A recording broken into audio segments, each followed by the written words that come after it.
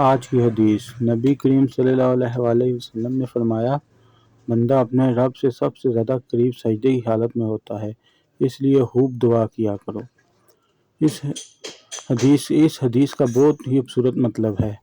جب انسان سجدہ کرتا ہے تو اپنے رب کے سامنے سب سے زیادہ جھکا ہوا ہوتا ہے۔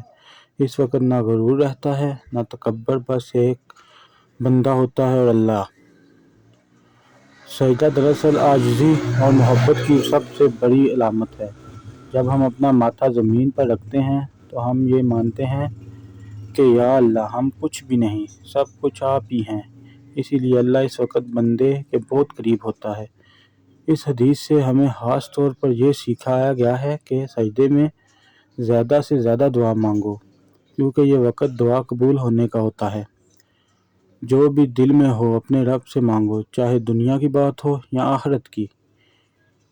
اکثر ہم جلدی میں نماز ختم کر دیتے ہیں، لیکن اگر ہم سجدے کو تھوڑا لمبا کریں اور دل سے دعا کریں تو ہماری زندگی بدل سکتی ہے۔